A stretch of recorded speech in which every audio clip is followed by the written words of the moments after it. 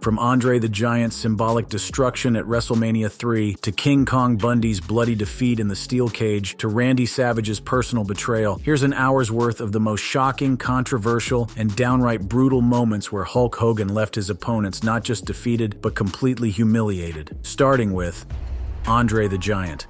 Perhaps no moment in wrestling history is more synonymous with humiliation than Hulk Hogan's body slam of Andre the Giant at WrestleMania 3. But the true humiliation of Andre the Giant by Hulk Hogan goes far deeper than that iconic moment at the Pontiac Silverdome. The relationship between these two titans was complex, beginning with genuine animosity and evolving into mutual respect, yet their on-screen rivalry was crafted specifically to portray Andre as an unbeatable monster, whom Hogan's heroic triumph would ultimately conquer. The humiliation was often kayfabe-driven, emphasizing Andre's size as an insurmountable obstacle that Hogan overcame, making Andre appear vulnerable and defeated in front of massive audiences. The foundation for Andre's humiliation was laid years before WrestleMania 3. In their early encounters from 1978 to 1986, Hogan had already body-slammed Andre twice, once at Showdown at Shea Stadium on August 9, 1980, and again in Hamburg, Pennsylvania. These early slams were the first cracks in Andre's supposedly invincible aura, though Hogan often lost the matches afterward. The match itself tells a story of masterful psychology and showmanship. The commentary set the stage perfectly for what was to come. Early in the match, when Hogan attempted the slam,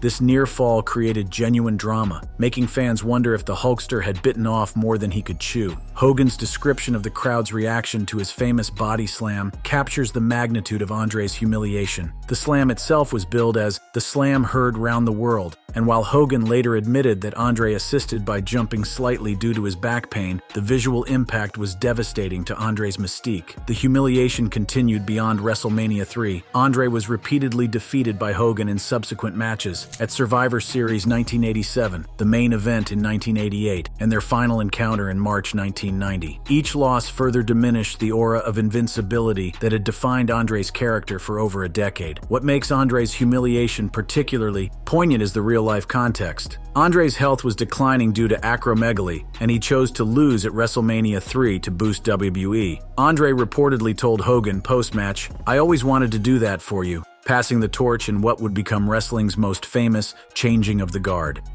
The Iron Sheik.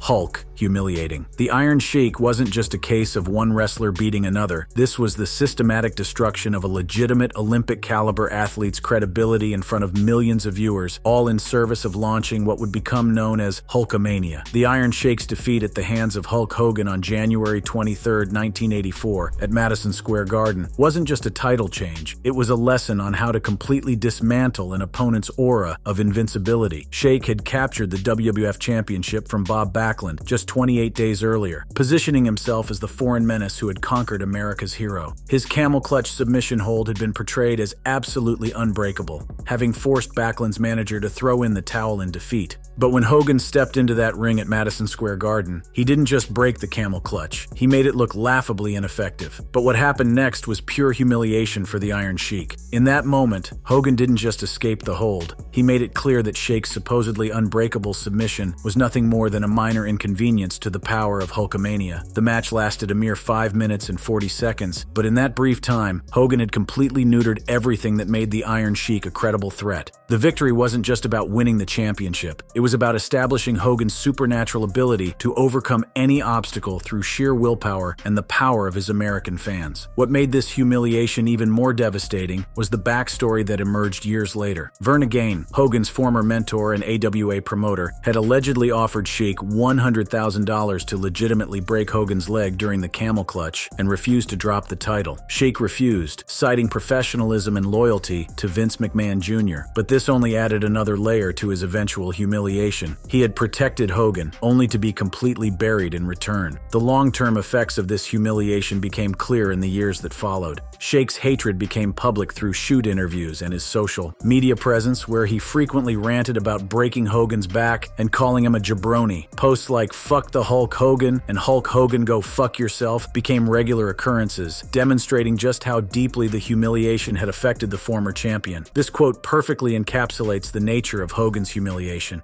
It wasn't just about the match itself, but about the complete dismissal and disrespect that followed. The Iron Sheik, a legitimate Olympic-caliber wrestler who had represented his country at the highest levels of amateur competition, had been reduced to nothing more than a footnote in the launch of Hulkamania. Hogan himself later acknowledged the story about the bribe offer, thanking Sheik for not betraying him, but Sheik felt Hogan owed him far more for the opportunity and the risk he had turned down. Rick Rude.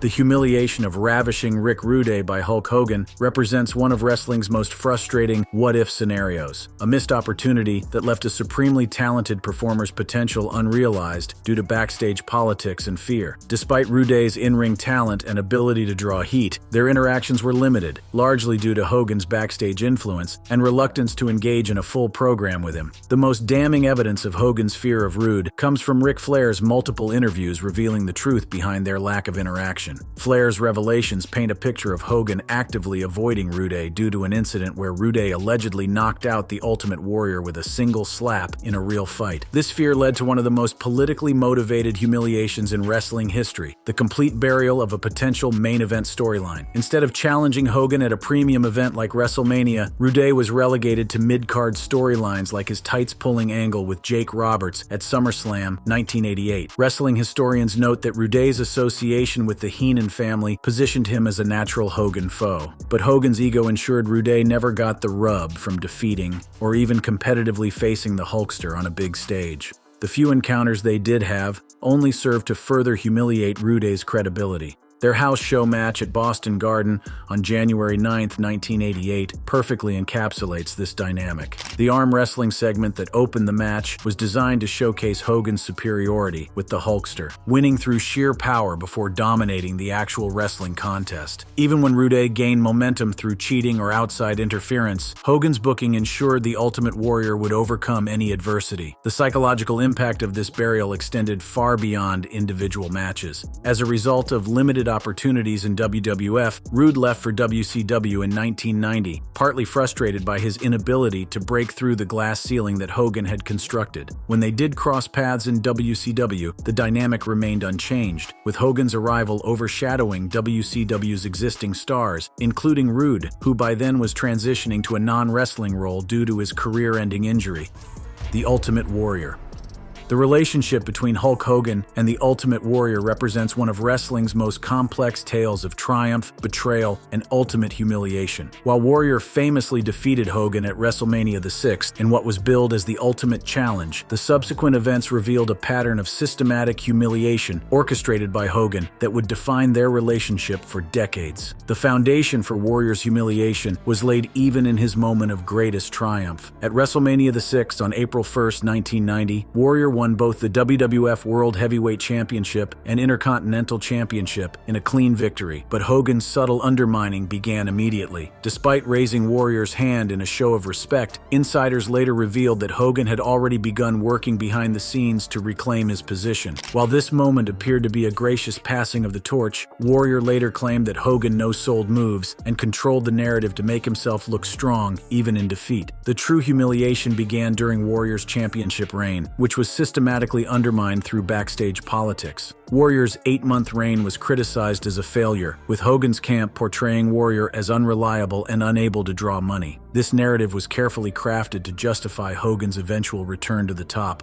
making Warrior appear as nothing more than a transitional champion. The backstage tensions escalated as Warrior's unpredictable behavior clashed with Hogan's calculated approach to the business. Between 1991 to 1996, Warrior threatened to no-show events over pay disputes, leading Vince McMahon to fire him multiple times. During this period, Hogan's influence grew stronger, and he reportedly pushed for booking decisions that kept himself central, while diminishing Warrior's momentum whenever he returned. The ultimate humiliation came during their disastrous WCW reunion at Halloween Havoc 1998. By this time, Hogan was a heel as Hollywood Hogan, leading the NWO, and he advocated for signing Warrior allegedly to get his win back and bury him. The match itself became a legendary disaster featuring poor pacing, no selling from both men, and an infamous botched fireball spot where Hogan accidentally burned his own mustache instead of Warrior. The match was rated -5 stars by Dave Meltzer and voted worst match of the year, effectively ending Warrior's credibility as a main event performer and exposing his ring rust against Hogan's veteran manipulation. Even more damaging than the poor match quality was the psychological warfare that preceded it. Hogan's promos leading up to the encounter were designed to mock and belittle Warrior's mystique. The post-career character assassination continued through various media appearances and interviews. Warrior fired back in shoots, accusing Hogan of jealousy and sabotage, while Hogan responded by consistently portraying Warrior as overrated and difficult to work with. In 2005, WWE released The Self-Destruction of the Ultimate Warrior DVD, which painted Warrior as unprofessional and egotistical. Warrior accused Hogan of pushing for this hit piece to tarnish his legacy, especially after their reconciliations fell apart. Ted DiBiase's perspective on their WrestleMania 6 encounter provides insight into the depth of emotional manipulation involved. This narrative, whether accurate or not, became the prevailing story that diminished Warrior's accomplishments and elevated Hogan's magnanimity and defeat. The final tragic element of this humiliation came with Warrior's death in 2014, just days after his WWE Hall of Fame induction. They had briefly reconciled before Warrior's passing, but Hogan's later comments continued to portray Warrior negatively, suggesting that even death couldn't end the psychological warfare that had defined their relationship. Ric Flair. The humiliation of the Nature Boy Ric Flair by Hulk Hogan represents one of wrestling's most personal and vicious rivalries, where family became fair game and no line was too sacred to cross. Throughout their encounters in both WWF and WCW, Hogan consistently found ways to not just defeat Flair, but to strip away his dignity and attack the very foundations of what made him the man. The systematic humiliation began almost immediately after Hogan's arrival in WCW in 1994. At Halloween Havoc on October 23, 1994, Hogan defeated Flair in a steel cage retirement match, forcing the 16-time world champion into storyline retirement. This wasn't just a wrestling match, it was a symbolic execution of everything Flair represented in WCW. The stipulation that the loser had to retire was particularly cruel, as it portrayed Hogan as the conquering hero who had ended the career of WCW's heart and soul. But Hogan's most despicable act of humiliation came during their 1999 rivalry, when he crossed the line from professional wrestling into personal torment. After a tag team match at Sold Out on January 17, 1999, where Ric and his son David Flair defeated Curt Hennig and Barry Windham, Hogan entered the ring with Ric handcuffed to the ropes. What followed was one of the most disturbing scenes in wrestling history. With Ric unable to intervene, Hogan savagely whipped the 19-year-old David with his weight belt, leaving welts on his back. Ric Flair later revealed in his autobiography, To Be the Man, that he had no prior knowledge of how far the angle would go, feeling helpless and humiliated as a father watching his inexperienced son get brutalized. This wasn't just kayfabe humiliation. This was real psychological torture of a father forced to watch his child suffer. The family-based humiliation reached its peak at Super Brawl 9 on February 21, 1999. The match itself saw Hogan defend the WCW World Heavyweight Championship against Flair. But the real devastation came in the finish, when David turned on his father by shocking him with a taser, allowing Hogan to retain the title. This betrayal wasn't just a wrestling angle, it was designed to portray Flair as a failed patriarch whose own blood had abandoned him for the NWO. The crowd's enthusiasm turned to shock, underscoring Flair's on-screen degradation as commentators noted that Hogan ate Flair up in the match. The psychological impact of watching your son choose your enemy over you created a level of humiliation that transcended wrestling storylines. The humiliation continued with their feud-ending encounter at Uncensored 1999 on March 14th. Their first blood steel cage match was a booking disaster where both men bled early with no consequence, leading to a chaotic finish that ignored the stipulations. Hogan's victory felt cheap and unearned, but it served its purpose of making Flair appear outmatched and desperate, humiliated by the messy booking that favored Hogan's creative control. Even their personal relationship became a source of humiliation through Hogan's manipulation. A 2018 story shared by both wrestlers revealed how Hogan scapegoated Flair during a drunken prank call to Vince McMahon at 4 a.m. When Linda McMahon answered and began cursing, Hogan panicked and handed the phone to Flair, who bore the brunt of her anger. This personal betrayal highlighted Hogan's willingness to throw even his friends under the bus to protect himself. The final insult came in their 2000 encounter, the infamous Yapapi Indian strap match at Uncensored. Hogan completely ignored the strap match rules and won via pinfall after a leg drop, forcing commentators to scramble for explanations. This inconsistent finish humiliated Flair by making him look like a jobber in a gimmick match, reinforcing Hogan's apparent invincibility during WCW's decline. The long-term impact of this systematic humiliation cannot be overstated. Throughout their rivalry, Hogan's creative control ensured that he rarely gave Flair decisive victories, even when Flair did win. The victories were often undermined by convoluted finishes or non-title stipulations, diminishing Flair's triumphs and maintaining Hogan's dominance. Even Flair's attempts to defend his family's honor were portrayed as the desperate actions of a man whose time had passed, rather than the righteous anger of a father protecting his son. The Giant, Big Show.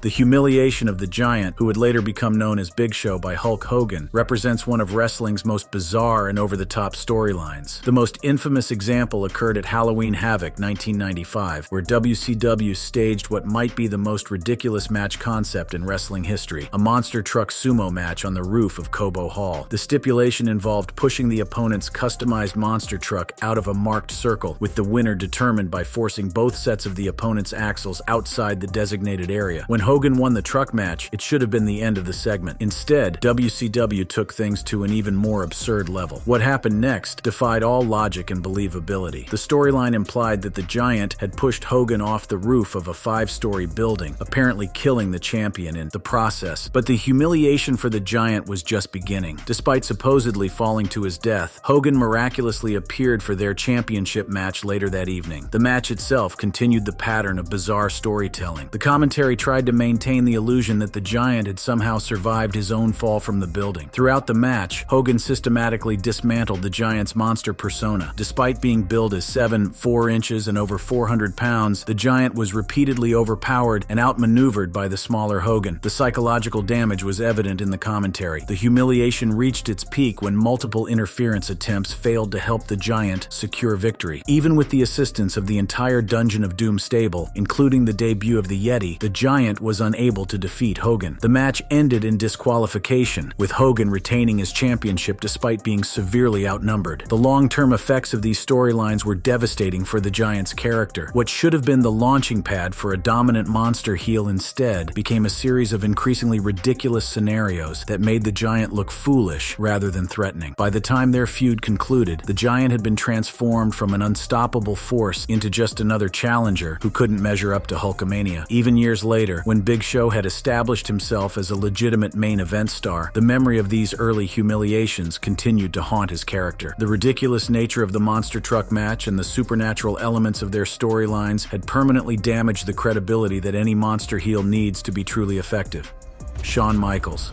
The humiliation of Shawn Michaels by Hulk Hogan in 2005 represents one of wrestling's most passive-aggressive encounters, where backstage politics led to one of the most memorable displays of petty revenge in WWE history. What should have been a dream match between two generations of superstars instead became a masterclass in how ego and creative control can turn a wrestling match into a personal vendetta. The foundation for this humiliation was laid through Hogan's systematic manipulation of the booking process. Michaels envisioned a face-versus-face rivalry to determine the superior icon, potentially spanning multiple events for maximum storytelling and revenue. However, Hogan leveraged his contractual creative control to force a different narrative, insisting on a traditional hero versus villain dynamic where he remained the beloved babyface. This forced Michaels into an unwanted heel turn, which occurred on the July 4th, 2005 episode of Raw when he super-kicked Hogan after a match. The betrayal shocked fans and marked the start of their feud, but it highlighted Hogan's dominance in negotiations.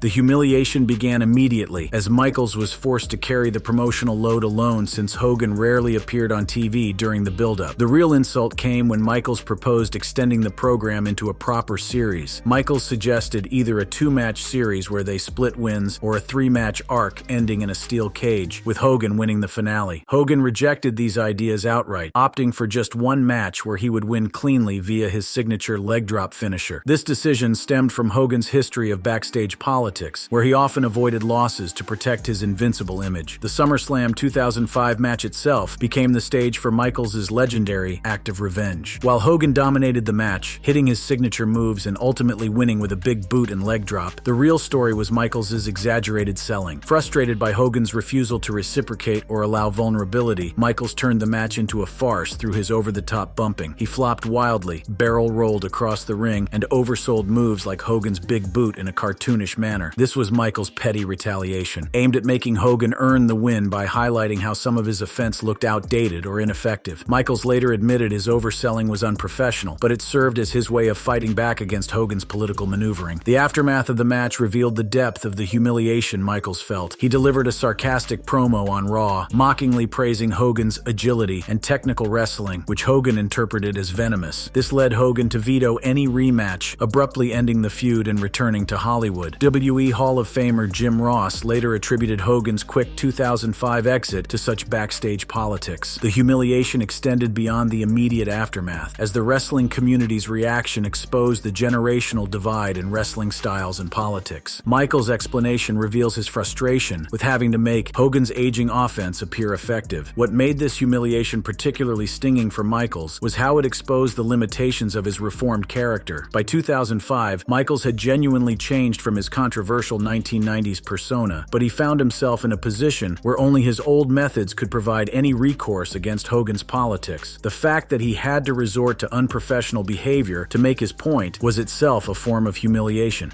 Randy Orton.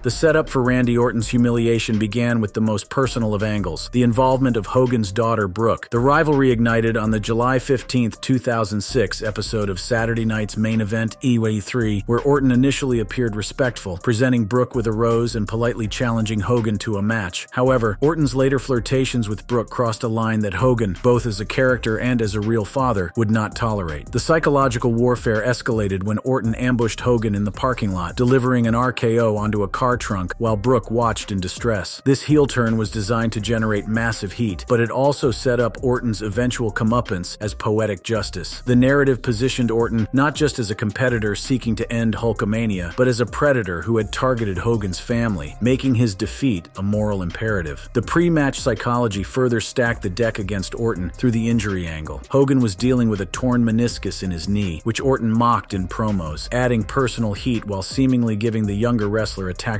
advantage. However, this apparent weakness would ultimately become another tool in Hogan's arsenal for generating sympathy and making his eventual victory more dramatic. At SummerSlam 2006 in Boston's TD Bank North Garden, the humiliation unfolded in textbook fashion. The match's climactic moment appeared to give Orton his greatest victory as he successfully executed his finishing move and scored a clean 3 count over the legendary Hulkster. But Hogan's veteran savvy turned triumph into humiliation through one of wrestling's oldest and most devastating reversals. The referee's announcement that Hogan's foot was on the ropes before the 3 count restarted the match, snatching victory away from Orton just as he was celebrating his career-defining moment. The psychological impact of this reversal cannot be overstated. Orton had done everything right, executed his finish perfectly, covered properly, and even gotten the 3 count, but it still wasn't enough to keep the Hulkster down. The comeback that followed was vintage Hulkamania, but it carried extra significance because of what Orton represented. Hogan's hulking up sequence wasn't just about overcoming a younger opponent, it was about proving that even the legend killer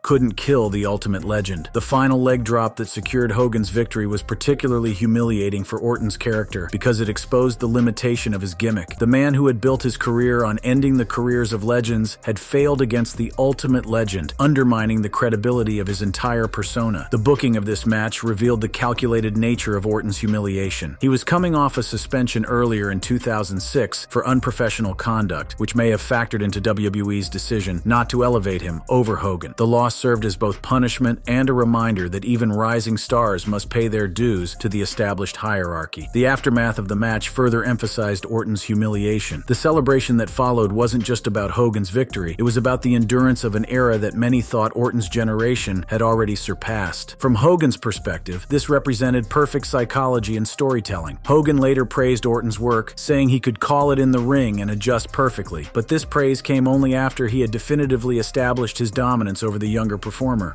Roddy Piper.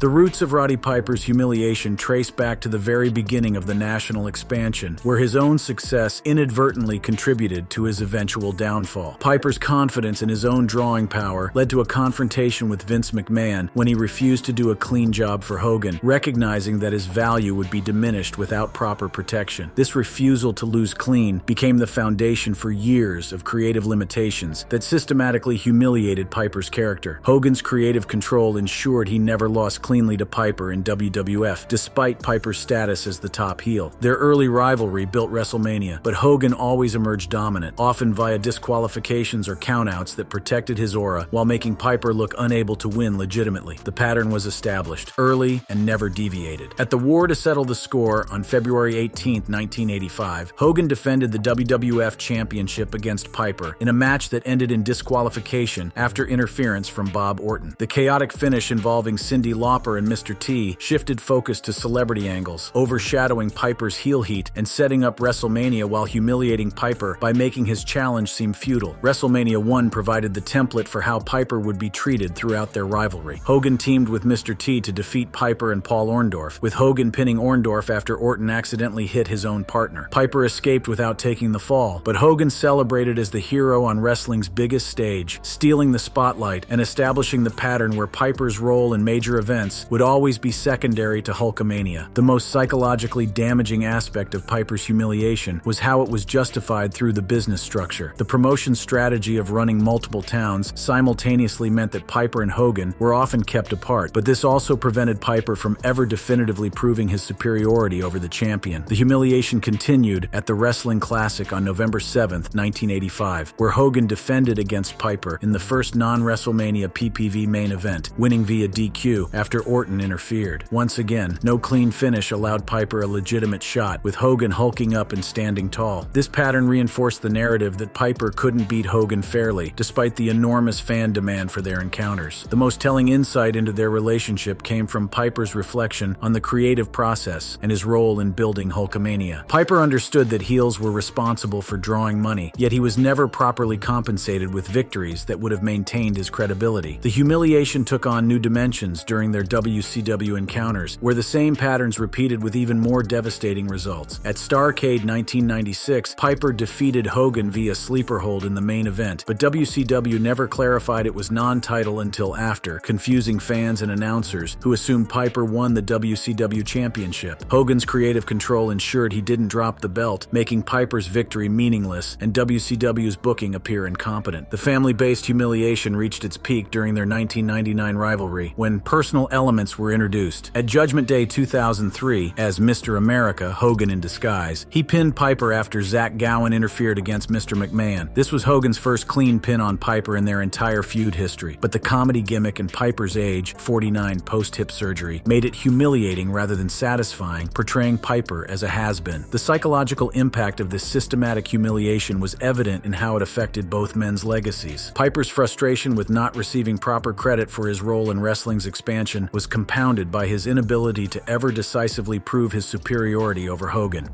Randy Savage.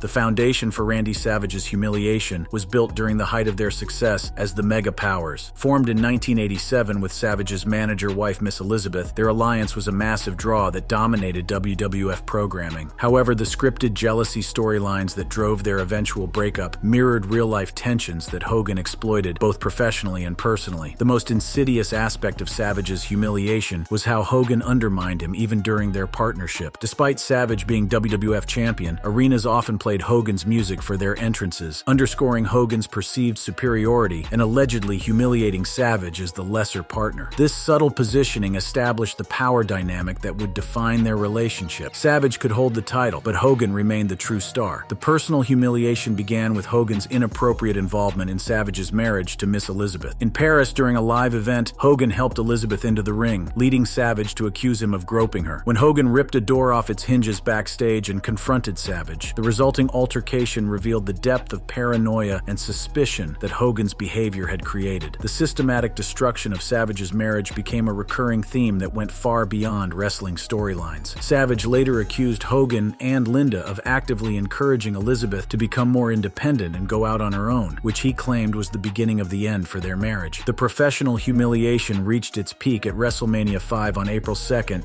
1989, billed as the Mega Powers Explode. Hogan defeated Savage for for the WWF World Heavyweight Championship after 17 minutes, ending Savage's 371-day reign. The clean victory, via leg drop, was seen as a burial, especially since Hogan raised Savage's hand post-match in a patronizing gesture that seemed more condescending than respectful. The backstage manipulation that led to this moment was revealed years later through various shoot interviews. Savage's accusations suggest that Hogan and WWE deliberately created personal turmoil to maintain control over their talent, using psychological manipulation as a business strategy. The humiliation extended to mocking Savage's protective nature toward his wife. When Savage was criticized for being protective of Elizabeth in the chaotic backstage environment, Hogan portrayed this as paranoid and controlling behavior rather than reasonable husbandly concern. The WCW years brought new forms of humiliation as their rivalry continued across promotions. In WCW, Savage initially allied with Hogan but was betrayed when Hogan formed the NWO in 1996. Even when Savage won the WCW title in 1998, Hogan quickly reclaimed it the next night with Bret Hart's help, undermining Savage's victory and maintaining his own dominance. The most damaging humiliation came through Hogan's public comments about Savage's personal life and mental state. In various interviews, Hogan portrayed Savage as unstable, paranoid, and difficult to work with, creating a narrative that painted him as the reasonable party dealing with an unreasonable friend. This character assassination was particularly effective because it contained enough truth to be believable while ignoring Hogan's own role in creating the toxic dynamic. The ultimate humiliation was Hogan's response to Savage's 2003 rap album Be a Man, which included a title track that called Hogan a coward for declining charity matches. The tragic element of Savage's humiliation was how it persisted even after reconciliation attempts. When Hogan inducted Savage into the WWE Hall of Fame in 2015, claiming they had reconciled before Savage's 2011 death, many fans questioned the sincerity given their long history of animosity and Hogan's tendency to rewrite history in his favor. Perhaps the most telling insight into their relationship came from Savage's brother Lanny Poffo, who revealed that Randy never truly forgave Hogan for his perceived betrayals. The issues went far beyond wrestling and into personal territory that Savage felt could never be repaired, suggesting that Hogan's humiliation of Savage had permanent psychological consequences.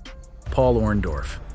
The foundation for Paul Orndorff's humiliation was established at the very first WrestleMania, where the seeds of his eventual downfall were planted in front of wrestling's biggest audience. Hogan teamed with Mr. T to defeat Piper and Orndorff in the main event at Madison Square Garden, with Orndorff taking the pinfall after interference backfired when Cowboy Bob Orton's cast accidentally hit him instead of Hogan. This loss humiliated Orndorff by making him the fall guy in a celebrity-driven spectacle watched by millions, effectively scapegoating him for the heel's defeat and portraying him as unreliable and outmatched by Hogan's star power. The psychological warfare that defined their rivalry began during the summer of 1986, when Orndorff's character was systematically undermined through the Hulk Jr. angle. During segments on The Flower Shop hosted by Adrian Adonis, Orndorff was mocked as Hulk Jr. for living in Hogan's shadow, implying he was a lesser version of the champion. This psychological humiliation escalated when Orndorff called Hogan for backup during a match, but Hogan didn't answer, leading to Orndorff's heel turn via a piledriver on concrete. The most significant humiliation came at the big event on August 28, 1986, where in front of a record-breaking 70,000 plus fans at Exhibition Stadium in Toronto, Hogan defended the WWF World Heavyweight Championship against Orndorff. The massive scale of the event amplified Orndorff's embarrassment when he failed to capture the title via disqualification after refusing to break a chokehold, making him look desperate and ineffective against Hogan's resilience. Orndorff's later reflection on their chemistry reveals the tragic irony of their situation. Two men who worked brilliantly together but were trapped in a booking pattern that consistently favored one over the other. The most famous and devastating moment of their rivalry came in the steel cage match on Saturday night's main event on January 3rd, 1987. This iconic cage match aired on NBC and is remembered for its dramatic double-exit finish where both men climbed out simultaneously, leading to a tie and restart. Upon restart, Hogan dominated, slamming Orndorff, hitting the leg drop, and escaping first for the win, while also beating down Bobby Heenan post-match to further emasculate Orndorff by association. The physical toll of their rivalry became part of the humiliation narrative itself. Orndorff's superior conditioning actually worked against him psychologically, as it highlighted how even his physical advantages couldn't overcome Hogan's political positioning and fan support. The systematic nature of Orndorff's humiliation was evident in their house show record. Throughout 1986 to 1987, Hogan and Orndorff clashed in over 100 house shows, with Hogan winning the the vast majority via pinfall or countout. These repetitive losses established Orndorff as Hogan's greatest rival who couldn't win, denying him the WWF title despite multiple shots and creating a psychological barrier that he could never overcome. The real-life consequences of this rivalry added another layer to the humiliation. Orndorff's arm atrophy from a 1986 injury became visible during their feud, adding to the perception of him as broken by Hogan's physical style and creating a narrative that Hogan's dominance had literal, lasting effects on his opponent's bodies. The brief WCW encounter in 1995 provided no redemption for Orndorff's earlier humiliations. On February 20th, 1995, Hogan and Randy Savage defeated Orndorff and Paul Roma as Pretty Wonderful, with Hogan dominating the segments involving Orndorff and pinning Roma after Orndorff failed to intervene effectively. This match humiliated Orndorff by treating him as a mid-card afterthought compared to their WWF glory days. The physical and psychological damage from their rivalry followed Orndorff for the rest of his life. In later shoot interviews, he reflected on the toll their matches took on his body, particularly noting how the arm injury that occurred during their feud affected him permanently. King Kong Bundy. King Kong Bundy, a massive heel managed by Bobby the Brain Heenan, was positioned as a monstrous challenger to Hogan's WWF World Heavyweight Championship during the mid-1980s. The feud began with Bundy ambushing and injuring Hogan, but this early advantage would prove to be his only moment of legitimate dominance. The most significant humiliation came at WrestleMania 2 in a steel cage match that perfectly encapsulated how Hogan's combination of heart, conditioning, and fan support could overcome any physical disadvantage. From the opening moments, it was clear that Hogan's strategy would be to use Bundy's size against him while relying on superior cardio to wear down the giant. The psychological aspect of Bundy's humiliation was evident in how the match was presented. When Hogan busted Bundy open by ramming his head into the steel cage, it wasn't just physical damage, it was the symbolic destruction of the monster's invincible aura. The sight of the supposedly unstoppable King Kong Bundy bleeding profusely made him appear vulnerable and human. The most devastating moment of humiliation came when Hogan achieved what should have been impossible. Despite Bundy's 450-pound frame, Hogan's successful body slam demonstrated that no opponent was too large for Hulkamania to conquer. This moment echoed his famous Andre Slam and reinforced the narrative that Hogan's strength was limitless when fueled by fan support. The finishing sequence further emphasized Bundy's complete submission to Hogan's dominance. The leg drop that followed the body slam wasn't just a finishing move, it was a statement that even the most powerful monsters would ultimately bow to the power of Hulkamania. The aftermath of their WrestleMania encounter revealed the lasting impact of this humiliation on Bundy's character. Following their cage match, Bundy was never again positioned as a serious threat to the WWF Championship. He continued wrestling for several more years, but the aura of invincibility that had defined his character was permanently shattered by Hogan's dominant performance. The long-term consequences of Bundy's humiliation extended beyond their individual feud. His decisive defeat established a template for how Hogan would deal with monster heels throughout his career. Initial vulnerability followed by a dramatic comeback that exposed the Giant's limitations. This pattern would be repeated with other large opponents, making Bundy's humiliation a blueprint for future monster burials. The physical toll of facing Hogan also became part of Bundy's humiliation narrative. The visual of Bundy's bloodied face served as a permanent reminder of his failure to overcome Hulkamania, even with every possible advantage. Sergeant Slaughter.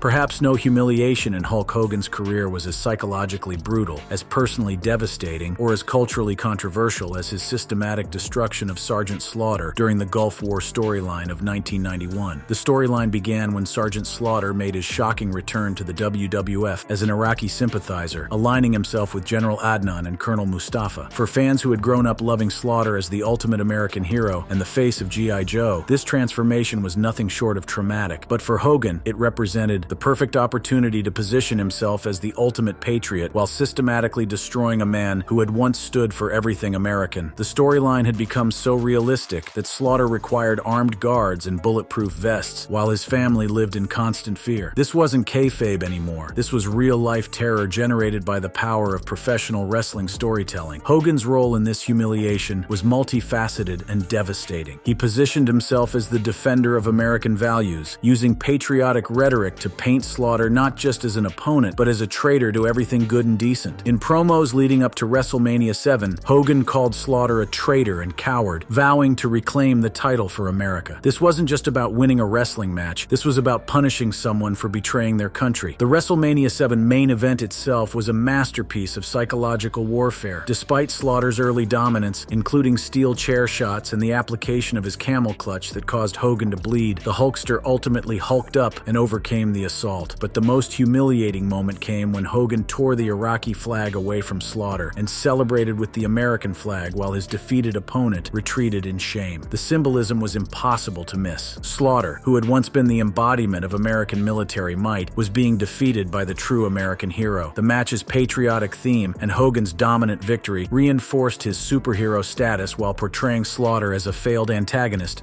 who had been exposed as fundamentally weak. But Hogan wasn't content with just one humiliation.